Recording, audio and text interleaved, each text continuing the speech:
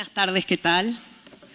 Bueno, me toca a mí hablar, moderar este panel sobre el aprendizaje que creo yo que es, y venimos diciendo a lo largo del día, la gran deuda pendiente, el gran reto que tenemos por delante a la hora de pensar una educación distinta y esto de poner el foco en qué es eso que vale la pena que los chicos aprendan, qué es eso que vale la pena que la escuela empiece a enseñar. Hoy va a ser el foco de este panel de lujo donde tenemos de invitados a distintos actores del proceso educativo y quiero darles la bienvenida primero a Mercedes Miguel, directora de Innovación y de Calidad Educativa del Ministerio de Educación y Deportes.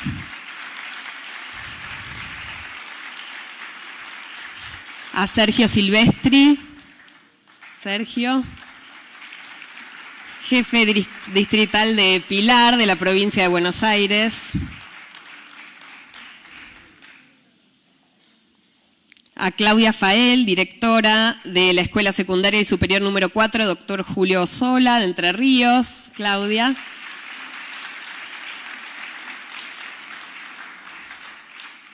Y a Graciana Goichelandia, docente de la Escuela Dante Alighieri de la provincia de Buenos Aires, que fue nominada al Global Teacher Prize del año 2015. Y nos falta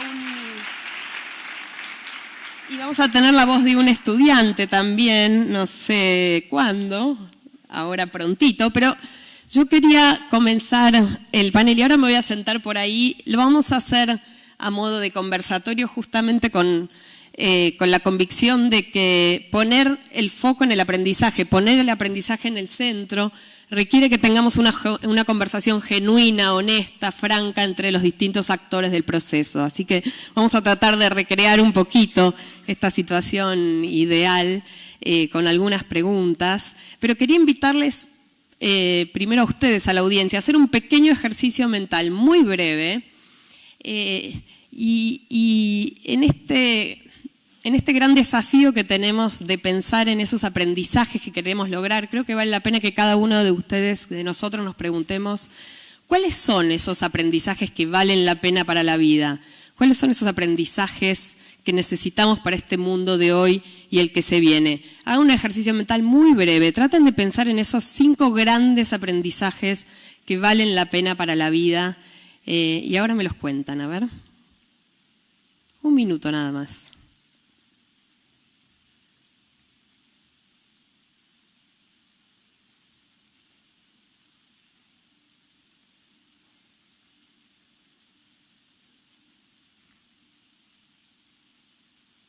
Acá los panelistas ya se los tienen pensados porque se los había adelantado.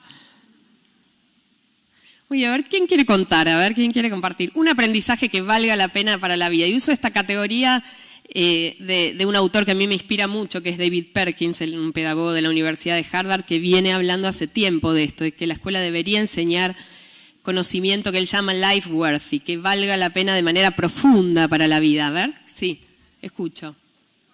Valores, dicen por ahí. Flori.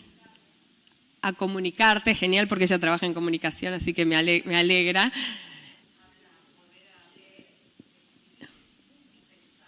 Hablar, leer, escribir y pensar, genial. ¿Qué más? Lógica. Crear. Y si tuvieran que hacer memoria, ¿cuántos de esos aprendizajes fundamentales para la vida sienten que está enseñando la escuela hoy? A ver, pensemos en términos de porcentajes. Piensen de esa lista de 5, ¿cuáles de esos están enseñando la escuela de hoy? ¿Quiénes piensan que más de la mitad? Vale, mano, hacemos mano. Nadie, a la flauta. Menos de la mitad. Quería ver si eran tímidos y no levantaban la mano, está bien.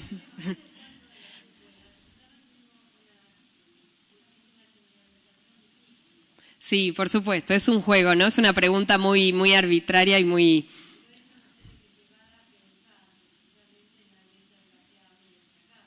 Sí, bueno, y ahora seguramente algo de eso va a salir acá en el panel.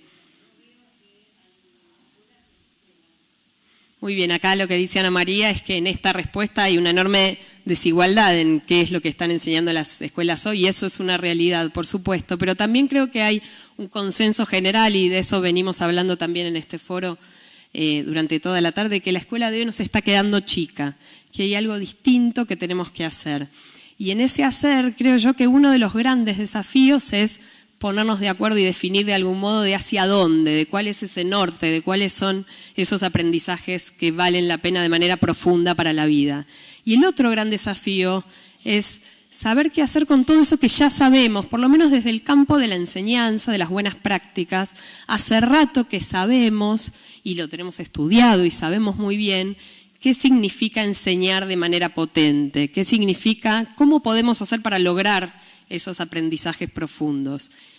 Y ahí hay un montón dicho y escrito y pensado en esto y muchas de estas cosas las mencionaba hoy hace un ratito Guillermina cuando decía que las escuelas que trabajan por proyectos, que las escuelas que trabajan con retos desafiantes de la vida real, que las escuelas que trabajan con dinámicas de trabajo colaborativo, con capacidades de la metacognición. Hay mucho que sabemos acerca de la buena enseñanza. Lo que todavía no sabemos o no sabemos cómo hacer es cómo llevarlo a la escala masiva, cómo hacer que todas las escuelas trabajen de ese modo. Y como decía aquí Ana María, cómo salvar esa gran brecha de desigualdad que tiene que ver, por un lado, con el qué está enseñando la escuela y por otro lado, con ese cómo que hace tiempo conocemos, pero que nos cuesta tanto llevar a la gran escala. Así que con eso quería comenzar este panel. Me voy a ir para allá. No sé si primero vamos a escuchar la voz. ¿Querés presentarlo?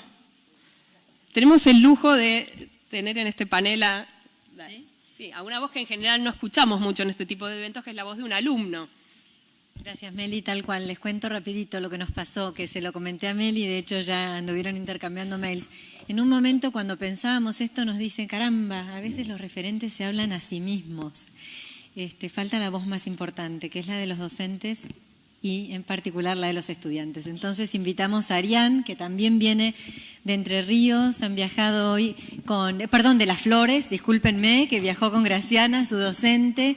Hemos venido con Arián conversando bastante y él en 2 minutitos les va a compartir un fragmentito de lo que es su mirada y lo que él recogió de la voz de sus compañeros.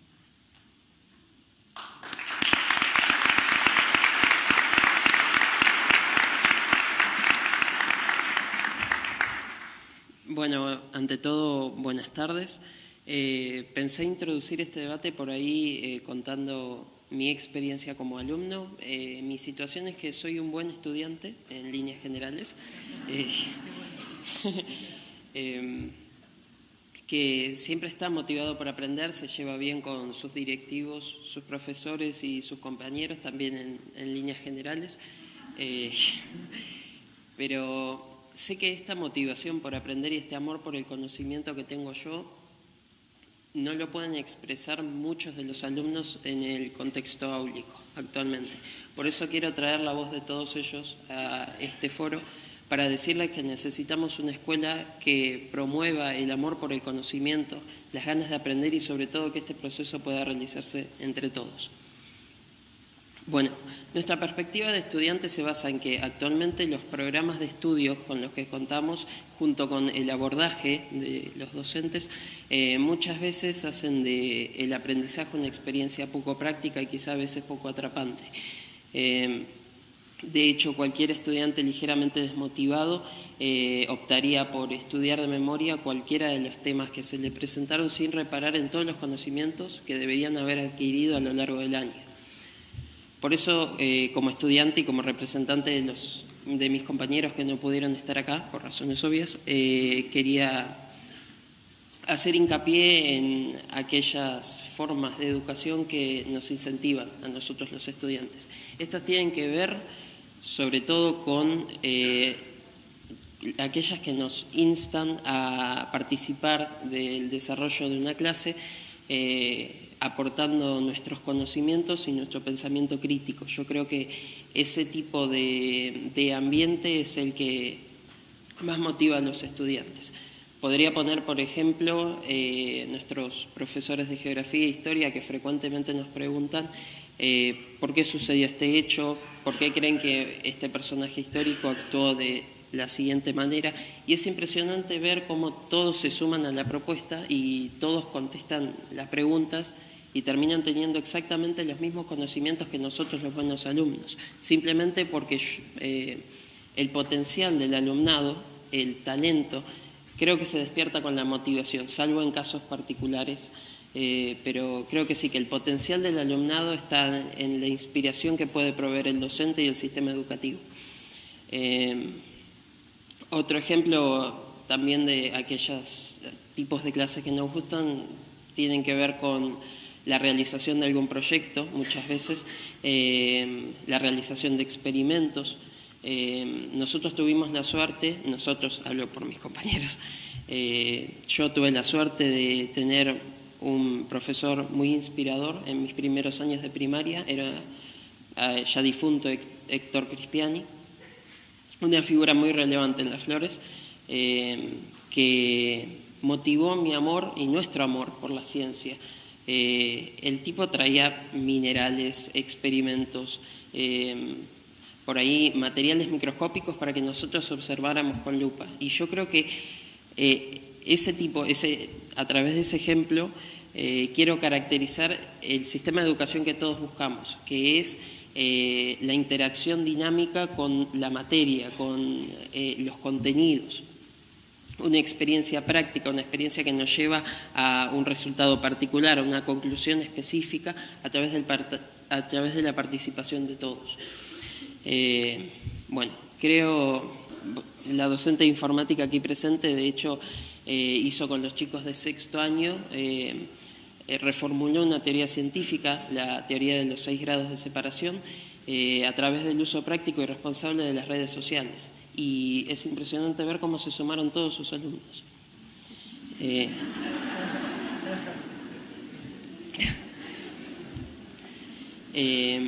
Bien, en contraste con esto que acabo de decir, creo que actualmente la escuela cuenta con métodos que son, no quiero ser hostil, pero anticuados para el desarrollo de los cerebros de ahora, de las mentes, en el sentido en que no logramos motivar a nuestros estudiantes con los métodos antiguos de enseñanza. Los métodos antiguos de enseñanza, que son la tiza, el pizarrón, los pupitres incómodos, creo que todos lo sufrimos. Bueno, esto contrasta con nuestro ámbito cotidiano. Creo que todos ustedes utilizan sus dispositivos móviles, utilizan la tecnología para averiguar, para sacar información en un breve lapso de tiempo, ¿no? ¿Me equivoco? Bien, creo que los estudiantes hacemos exactamente eso. Creo que actualmente lo que es importante es que incluyamos a las nuevas tecnologías en el contexto áulico, que nosotros podamos utilizar a las nuevas tecnologías como facilitadores de contenido para poder identificarnos con nuestro propio contexto cotidiano. Y bueno, yo pensaba que ese es el modelo por ahí que más nos incentiva a nosotros los estudiantes. Después, claro, el problema no solo está de la manera en que se nos imparte en clases. Obviamente el alumnado también tiene parte de la culpa de cómo se está desarrollando el sistema educativo actual. En el sentido de que cada estudiante es un mundo por sí solo. Y creo que la metodología de la escuela no está adaptada para convivir con contextos tan disímiles entre sí. Bueno, para ir cerrando, porque me extendí un poco más de 2 minutos, no es un fragmentito esto, quería abrir el debate entre ustedes, expertos de la educación, con estas simples preguntas. ¿Cuáles son las estrategias para lograr incorporar la escuela al mundo de hoy, a la sociedad del conocimiento? ¿Cómo se puede generar un sistema educativo donde todos puedan y quieran aprender? ¿Cómo podemos hacer una nueva escuela para motivar a los estudiantes del siglo XXI? Muchas gracias. Gracias.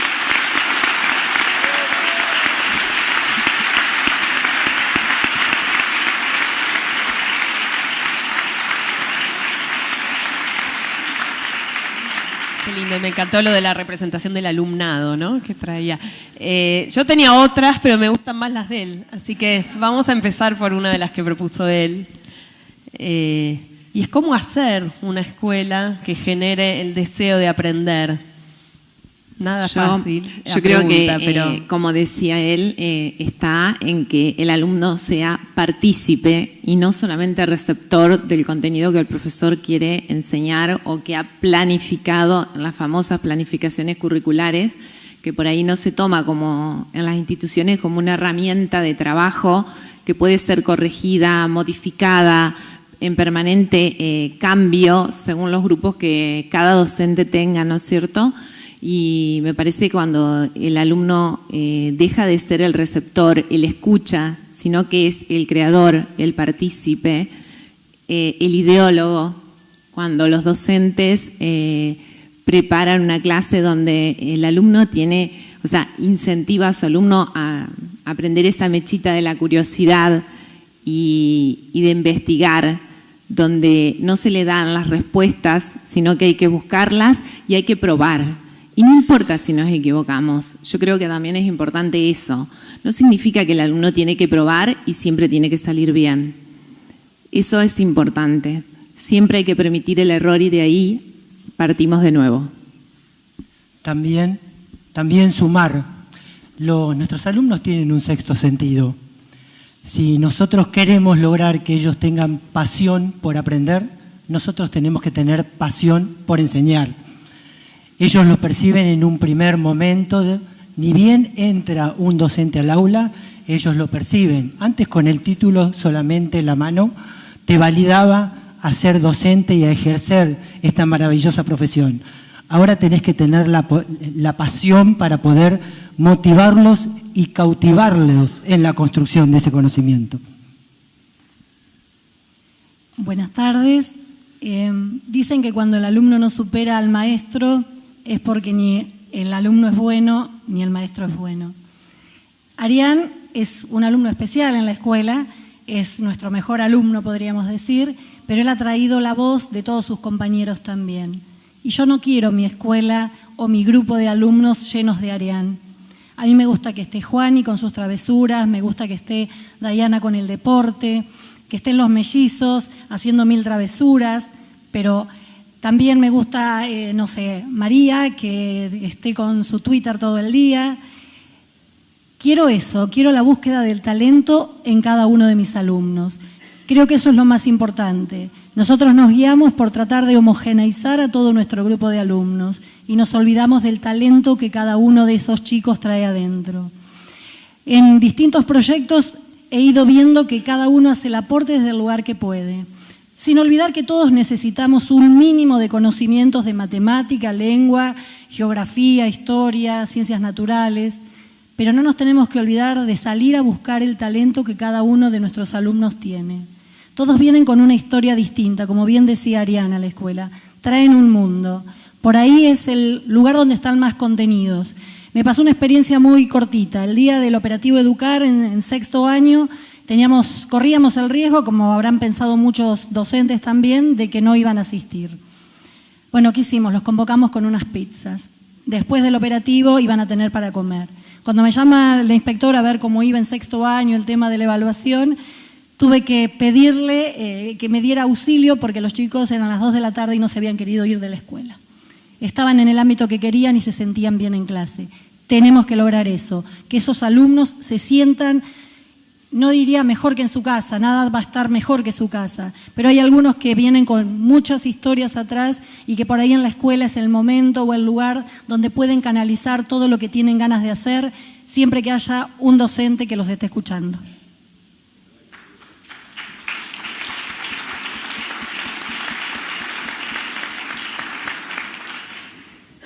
Bueno, buenas tardes a todos. Voy a hablar primero como mamá de mis 3 hijas que van a terminar la escuela secundaria, la más chiquita, en el 2026.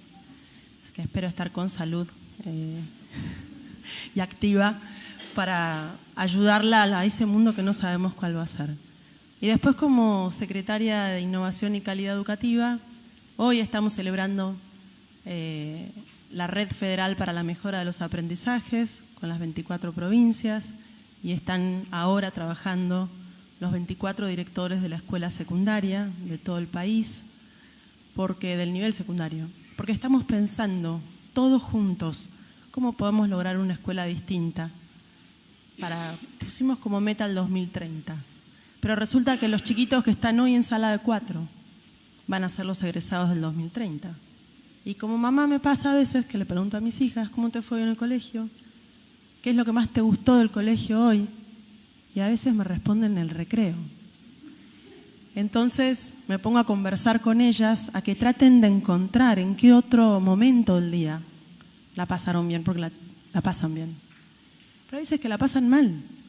Entonces, la doble responsabilidad, me parece, como madre y como funcionaria, es lograr que cada vez más tengamos diálogos y conversaciones más honestas, más profundas y más sinceras respecto de aquello que ya no funciona más.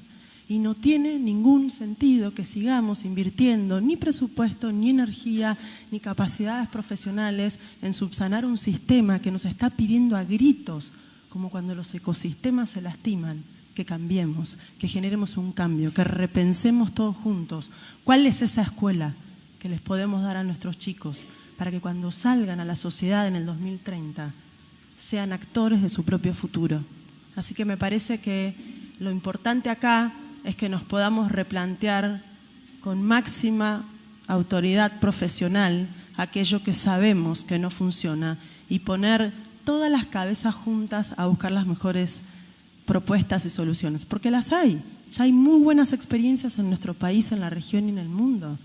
Es cuestión de tener un poco más la humildad de decir yo solo no puedo, vengan, súmense, pensemos todos juntos, todos los actores de todas partes, porque aprendizaje me gusta más hablar de aprendizaje que de educación, de comunidades de aprendizaje que de escuelas, y de sembrar o de diseñar políticas públicas más que planificar.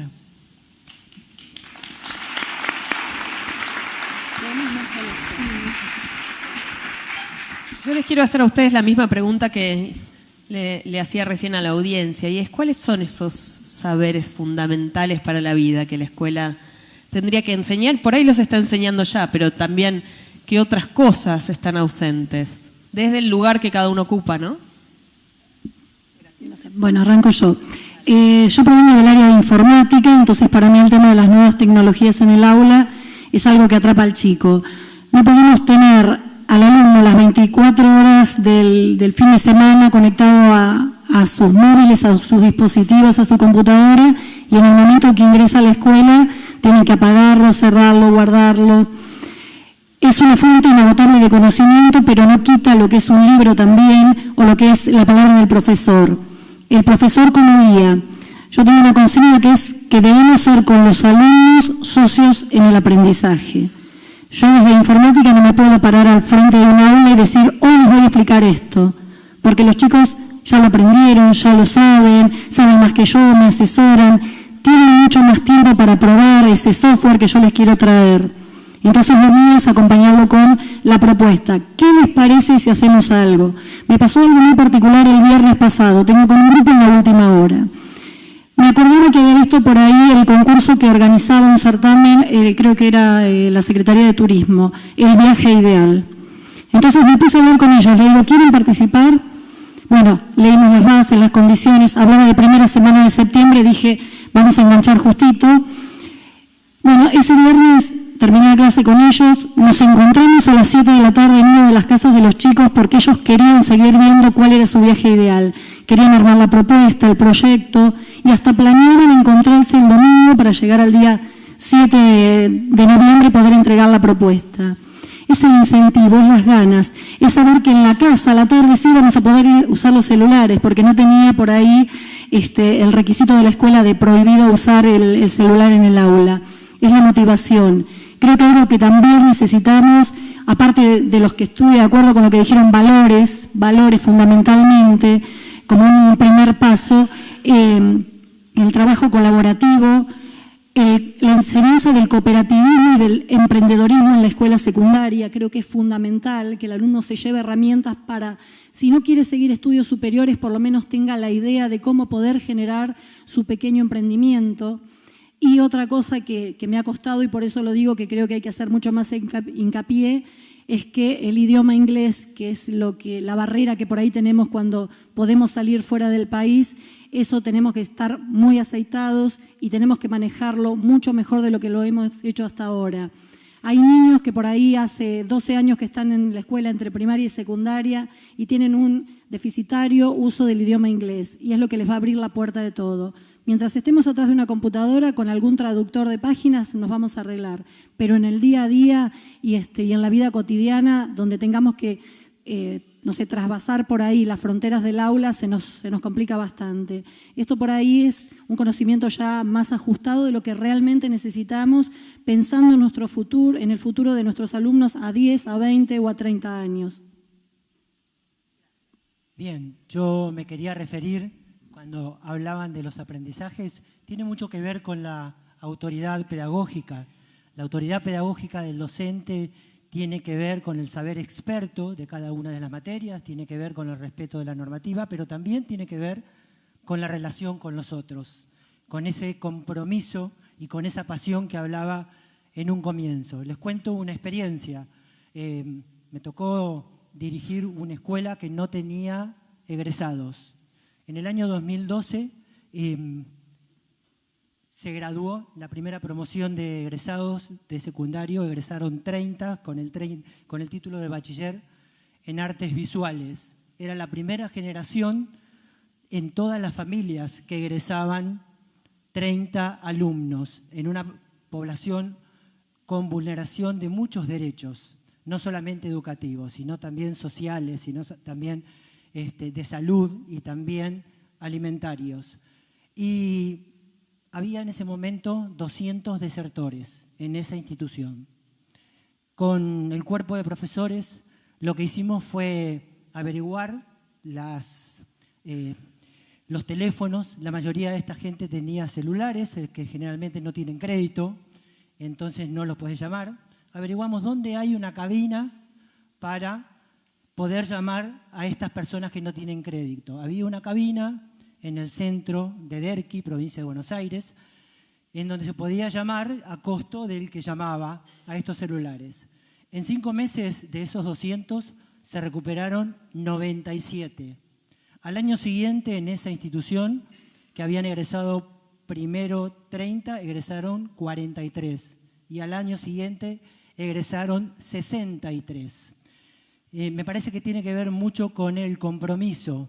Y cuando hablamos de un aprendizaje significativo, cuando el aprendizaje te deja huella, ese es el aprendizaje significativo, a través de proyectos. Se hizo un proyecto en conjunto con la Dirección de Deportes de la Municipalidad para hacer un torneo nacional para alumnos y gente con discapacidad de fútbol.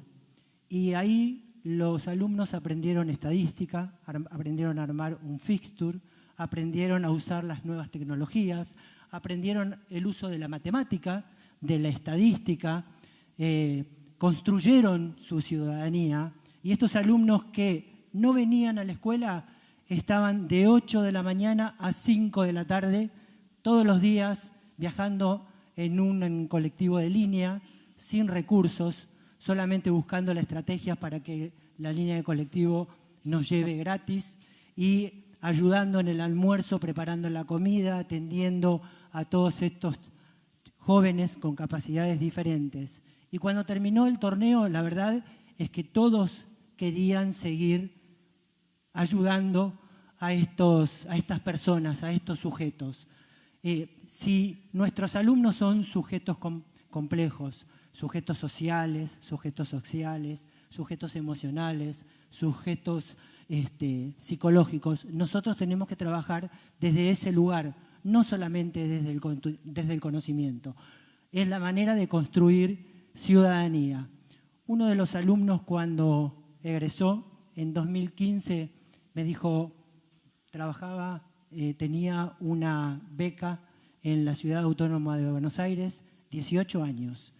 Su señora, también 18 años, compañera, ambos con 2 hijos.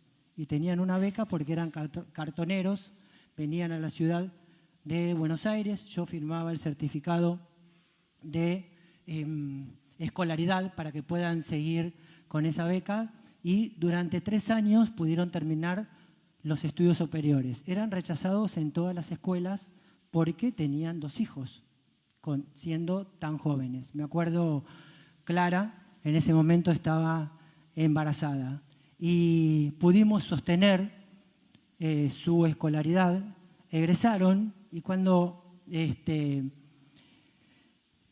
recibieron su título me decían gracias. Y yo la verdad es que en realidad le tenía que decir gracias a ellos, porque no solamente ellos aprendieron de la escuela, sino que nosotros como escuela, como institución, como equipo docente, seguro que aprendimos más de ellos que ellos de nosotros. De eso se trata, la pasión por la docencia. Gracias.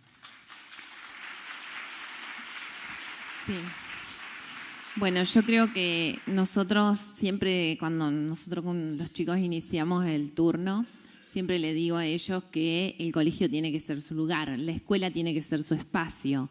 Eso somos responsables nosotros de que ellos lo sientan de esa manera, porque si hablamos de aprendizaje o qué tipo de aprendizaje necesitamos darle al chico, lo primero que tenemos que hacer con nuestros alumnos es hacerlo sentir bien. Siempre tienen que saber que, les digo yo doy didáctica de la física y le digo a mis residentes que ellos tienen que tener en claro que el alumno que se sienta en esa silla es un ser único, un sujeto, es un individuo y no es parte del mueble, como muchas veces los chicos manifiestan que se sientan en las escuelas. Porque la verdad que todos tenemos, supongo yo, anécdotas espectaculares y experiencias muy buenas y proyectos muy lindos que nos han llenado el alma como docente, pero tenemos que hacer la autocrítica que cuando tenemos uno seguramente hay un montón de chicos que quedan esperando recibir la calidad educativa o el conocimiento que fueron a buscar esa escuela, y es una realidad y no lo podemos negar. Depende de nosotros tratar de darle el giro, buscarle la vuelta, en el rol de nosotros como directivos, acompañar a nuestro equipo de docentes y más que nada buscarlos, llamarlos, decirles que aquí estamos nosotros con la idea de cambiar la enseñanza, de cambiar la educación. Es indiscutible que tenemos una mochila con una historia muy, muy arraigada en cada uno de los docentes, pero también existen aquellos que están dispuestos al cambio. Entonces tenemos que apoyarnos en esos que están dispuestos al cambio para contagiar a los demás. Y de ahí enseñar desde proyectos, desde experiencia, donde la física, por ejemplo, no sea un concepto, una teoría. Hagámoslo desde el laboratorio. Y sé que en el país tenemos pero muchísimas escuelas que no tenemos los laboratorios. Pero no importa, saquemos una mesa al patio. Vayamos con la cajita de los elementos que podemos llevar desde nuestra casa. Y démosle al chico, inclusive, hagámoslos partícipe de llevar esos elementos. Y ellos se van a sentir parte de esa clase.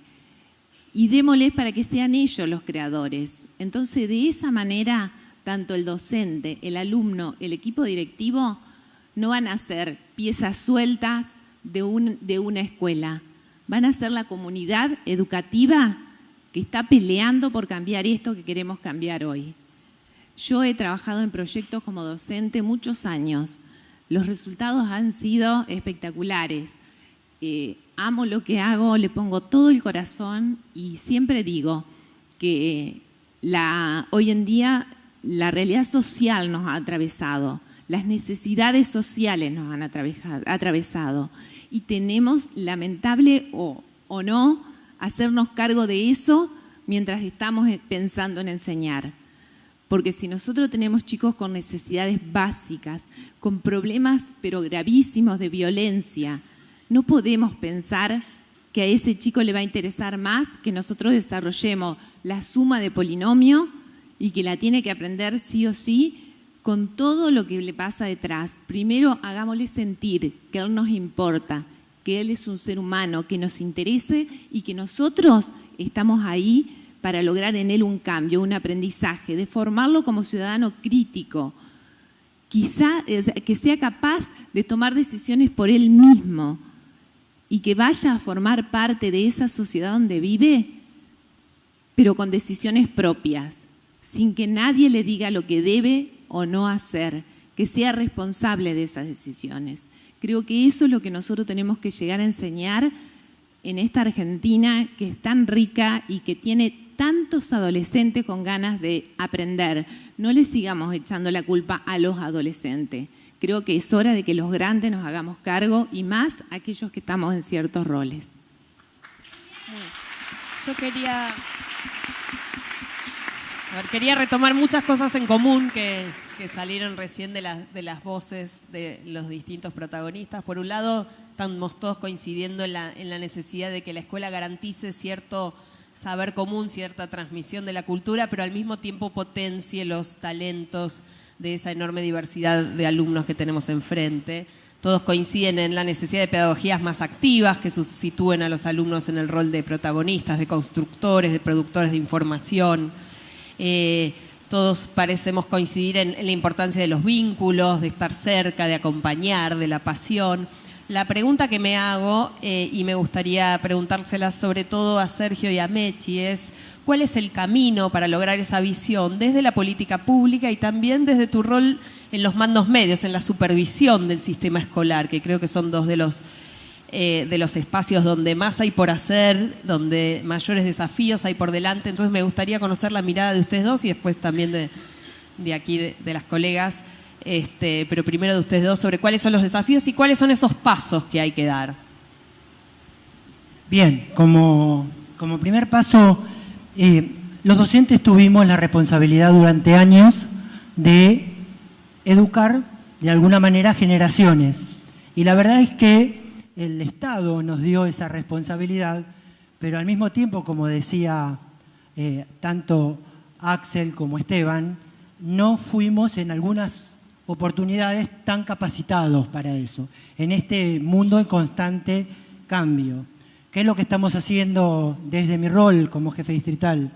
Precisamente estamos articulando con universidades y tanto públicas como privadas en capacitación para directivos. Consideramos que el director es el asesor pedagógico de la institución y a su vez es el que puede asesorar a sus docentes.